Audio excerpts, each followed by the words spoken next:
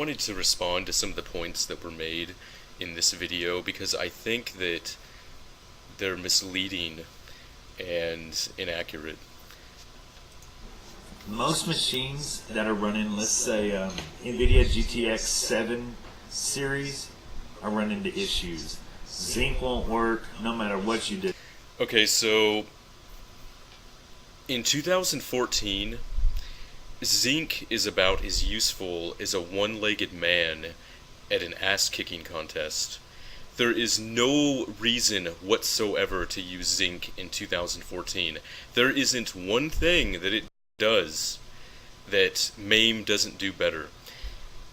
Just, to go over a few of these points, Taito sound for the PlayStation-based games is not emulated in Zinc, so you're not going to get music in Raystorm or some of the other Taito games.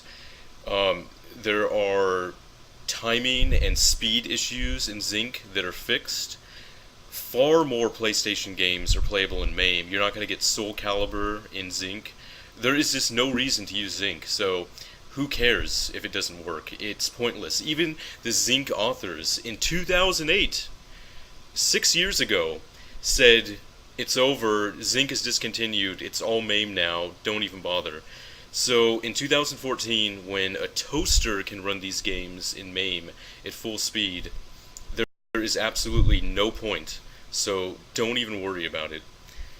In the same video, later on, he talks about, terabyte hard drives, multiple 4 terabyte hard drives, setups like that.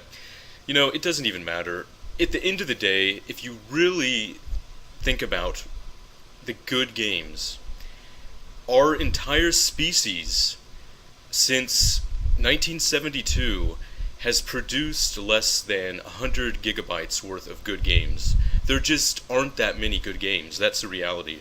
Now, I know you could put a bunch of full motion video crap or dancing games on your cabinet, but you're stupid if you do, and there's no point.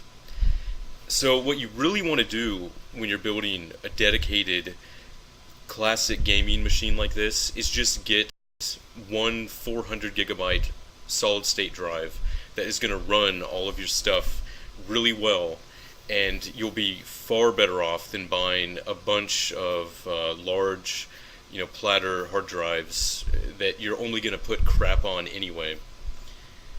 Now, he also talks about CPUs and GPUs, what to use. You really want to stay away from AMD when it comes to the CPUs.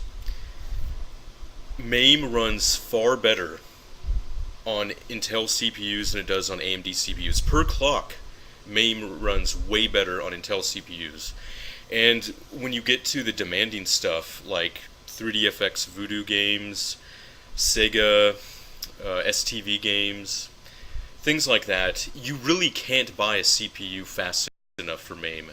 Pretty much anything you can buy, even today, you're going to be talking about 4.5 gigahertz plus Intel CPUs that will probably dip to 96% or even less in some of these games in MAME. So you really can't buy a good enough CPU. That's the truth in MAME.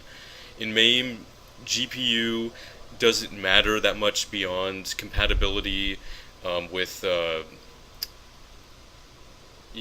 standard resolution arcade monitor setups and things like that. But when it comes to CPUs, stay far, far away from AMD. You do not want to go there. You want to be able to run as many games in MAME, as many good games in MAME as possible.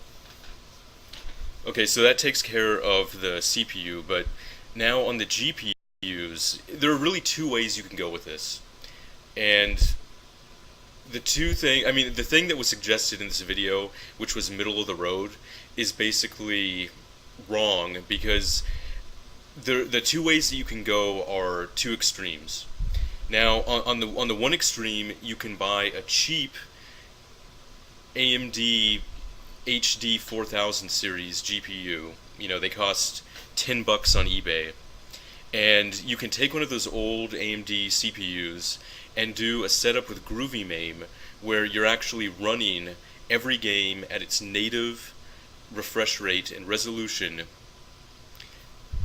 and that is not possible with onboard Intel GPU setups. It's not possible with any AMD CPU later than the HD 4000 series. So basically, if you're going to go the standard resolution, classic, authentic CRT monitor route, you're looking at $10 HD 4000 series AMD card. That's what you're looking at there. Now, that's one extreme. The other extreme that you can go for is the brand spanking new, the best that I can get setup. Now, this is going to involve some kind of G-Sync monitor. It's going to involve 4K resolution, because that's basically what it takes to emulate CRT effects on an LCD. And a very good video card to drive all of this. Because when you're running a 4K resolution and doing HLSL and MAME to give you the kind of, even though I say authentic, but of course it's not going to be exactly the same as a CRT, just being a simulation. But those are the two routes that you can go. Either you get the latest of everything, and you go 4K resolution and do the HLSL with the simulated scan lines and simulated phosphorus decay effects, all that stuff, or you go with a really old HD 4000 series AMD card and run everything at its native resolution and refresh rate. If you go middle of the road and get some kind of average onboard Intel GPU or onboard AMD GPU, you're going to end up with the worst of both worlds, essentially, because you're not going to be able to run games at their native resolution and refresh rate, so they're going to be blurry, stretched, look like crap, and they're not going to be running smoothly because they'll be, MAME will be trying to run a game at 59 hertz, for example, and your setup won't do it. You'll be stuck at 60. So if you have VSync enabled, you're going to get tearing. If you have VSync enabled, you're going to get hitching, and if you turn off VSync to get the smooth, movement, you're going to get tearing. So it's a terrible solution either way. So you really want to think about which way you want to go. Do I want to play some new games? Do I want to go the new route with some kind of G-Sync 4K setup, or do I want to go for the classic authentic route? It's the same old story. You can't do everything well. If you try to do everything, if you try to go kind of middle of the road, you're just going to end up doing everything poorly. That's the reality of this, the way it stands. There's no in between right now.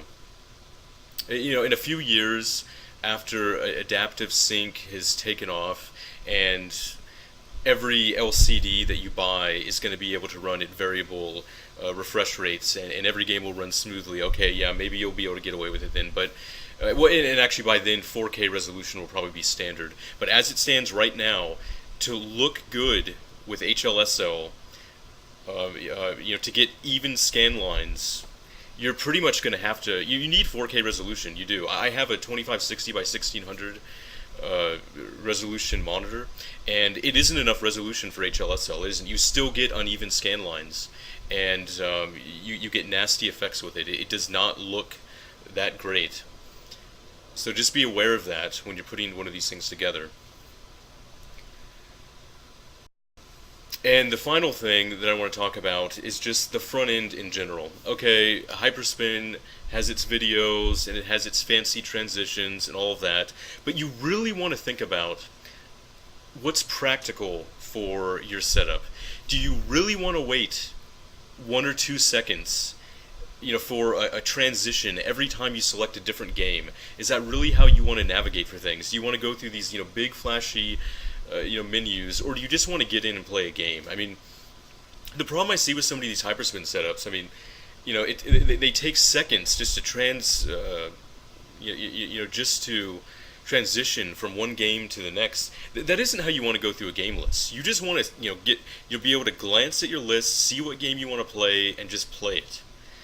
All these videos and all this garbage where you have a front end setup taking up gigabytes of space, it's really pointless. I guess it's nice to show off to people, but if you actually like playing games and not showing off, well, maybe that's something to consider. And the other thing with Hyperspin that I want to point out is that it's actually a terrible front end because it continues to use CPU even when you're running a game. So if you launch a very demanding game in Hyperspin, just try doing a Control Alt Delete and looking at your task manager. You'll see Hyperspin using 5% CPU, 8% CPU while your game is running. So not only is this, wasting resources, it's causing hitching in games, it's making things run suboptimally, and you really have to figure that if you're running some of the most demanding games in MAME, some of the later Voodoo 3DFX based games, or like I said, the Sega Saturn STV games, you basically need all of your CPU. And there are other front ends that do a much better job of this. I mean, Mala, for example, is sitting at 0% CPU usage while you have a game launched. So that right there makes it vastly superior to Hyperspin. Because, like I said, once again, think about what you're actually doing. The purpose of a front end is to launch a game. The point is to play a game. The point isn't to look at poorly made, tasteless Flash videos. That isn't the point here. The point is to play games. And speaking of tasteless Flash videos, that's another problem with Hyperspin. A lot of the people putting these things together, yeah, they're flashy and they have animation, but they're made by people that really have no artistic sense. You'll see things where they're mixing anime-style art with more realistic, shaded, detailed art, and you have these inconsistent aesthetics and all kinds of, weirdness just when looking at these different animations. It's just completely random. I don't really think it's all that great of an experience. What makes for a good arcade experience is consistency, a theme that is followed through in every aspect of the cabinet experience. I don't think Hyperspin really gives you that because most of the themes and most of the intros, are actually kind of tacky. So these are just some things to think about when you're putting together an arcade cabinet or just a PC dedicated to some classic games.